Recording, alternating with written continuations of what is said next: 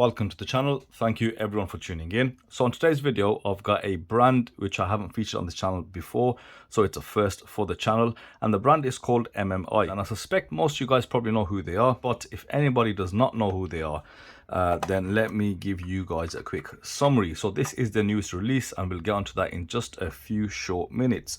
So MMI does stand for modernization, modification and innovation, and they're a Singaporean micro brand, and they launched their brand in 2019.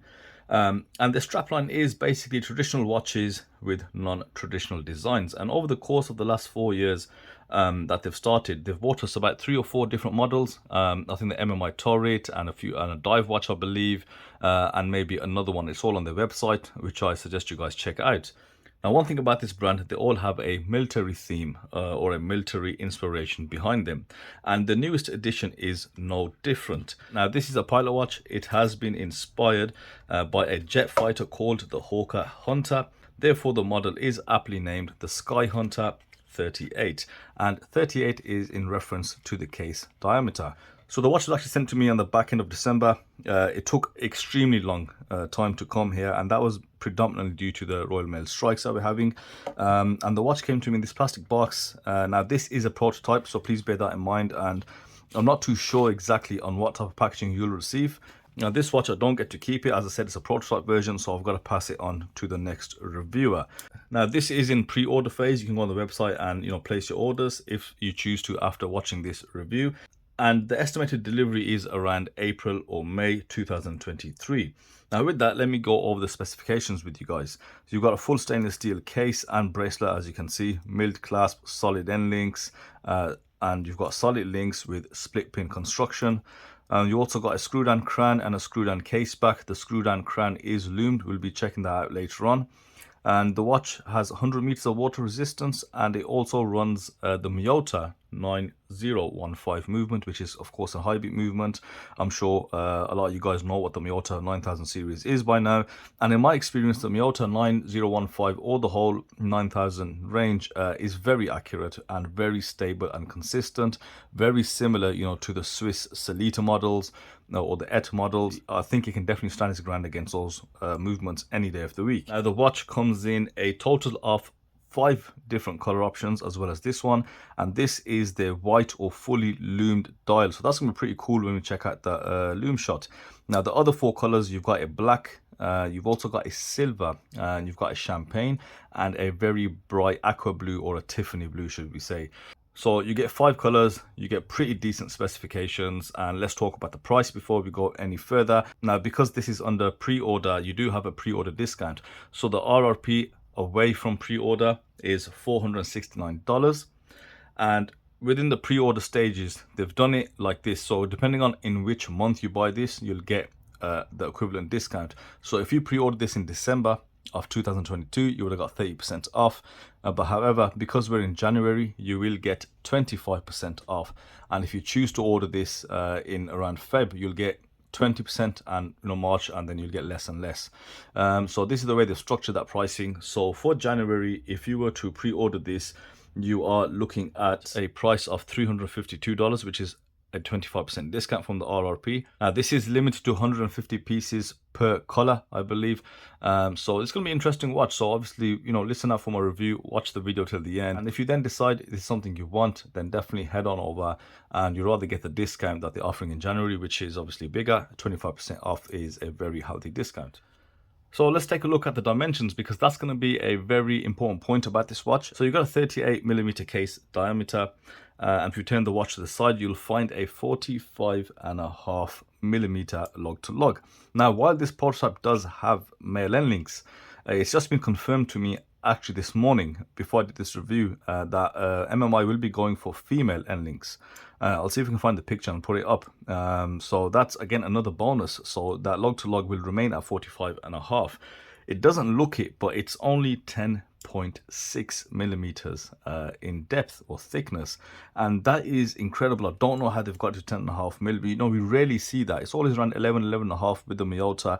but this has been confirmed to be 10.6 millimeters exactly. You also got an overall weight of around 150 grams, so it is a bit of a weighty watch, and that is due to, I think, some of the links. I think they're about 3.7 millimeters in thickness, so that is a pretty heavy duty bracelet for this watch with rather, a conservative dimension. So let's go ahead and check out the dial construction. We'll check out that fully loomed dial, and let's go through the full review of the watch. So this is the fully loomed dial. Now, I don't know if the construction is the same for the other colors, but this is definitely a sandwich dial. You've got multi-layered construction. You'll start off with the actual date disc underneath this dial, because you can see it's got that turret feature that we have seen on the previous watches. So let's just unscrew this, show you how that looks.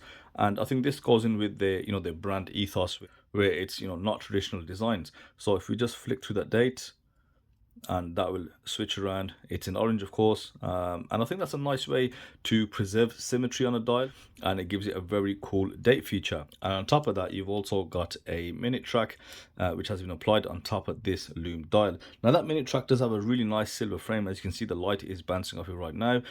So it gives it good separation. You've got the Fotina lume applied across the Arabics and also on the handset. The only observation here is a slight color difference from the lume on the hands to the Arabics on the dial. Now, you've got a printed logo just below that date disc, which is MMI logo. A very stealthy logo, just blends in with the watch dial, and just simple automatic above the 6. So I like how you have got plenty on the dial, but it still is minimalistic in terms of, what they've got on there. A really nice sort of Fotina accents at the outer chapter ring. Really good and clear divisions. If you take a look at that handset, it's not flat. It does have a slight chamfer, so it picks up light on both sides of those hands. Great length, very pilot style hands. They seem to hit the markers just right. If you look at that seconds hand with that red tip, it is hitting that outer minute track perfectly. And of course, with a smoother sweep using that miyota 9015 movement. So I like how they've done the dial, and I do also like some of the other colors. So let's go ahead and check out this fully loomed dial. Hopefully it looks very impressive. So here we have the MMI SkyHunter 38 with that fully loomed dial, and you can see it's very impressive. It's full BGW9, and what I found with fully loomed dials, none of them are super bright where they kind of glare at the watch and you can't see, and they have to have this sort of dull background glow, which this one definitely has. But what that does, it doesn't allow, I think, the hands to kind of shine or show some lume, but that would be useless. You don't need that lume on the hands as well, because you get the silhouetted effect. So yeah, fully loomed dial, I don't see no problems with it. You can see everything. You can also make out the date disc, and let's turn our attention to that loomed crown, and that is good enough, right? It's slightly faded, but it is a novelty item. You don't need it. You saw it there, but yeah, that is gonna be a lot poorer compared to the rest of the watch. But again, it's just a nice to have. We see it on Zelos watches, but it doesn't really do anything for us. Just something nice to look at. But I'm impressed with the lume. The dial, very solid, seems to be lasting long enough, very clear as well. So that is something which clearly does work. Now let's move on to the case, and you've got a polished steel bezel around the side of the dial. It's been polished fine enough. This one's got a few marks because it has been through a few people, and the rest of the case is fully brushed, giving you that tool watch aesthetic. If you look at the lugs, you can see circular brushing. I'd add it's rather coarse. I don't know if that's going to get finer, but yeah, you can definitely see all the grain of that brushing on the watch case. Turning it over on the side, you'll find some horizontal brushing, which is a lot softer in comparison to the lugs. And so looking at this, I'd say they've probably done it on purpose just to create that different finishing, give it a distinguishing feature rather than have it all blended. On the case back, let's see what we have on the case back. We have the fighter jet, as I said, it's the Hawker Hunter, which was used by the Singapore military, and you've got the specifications on the back. So a decent case back, and the case shape is rather straight. It's not as curved as I'd like it, but it is made well. There are no sharp edges, and it's been brushed nicely enough.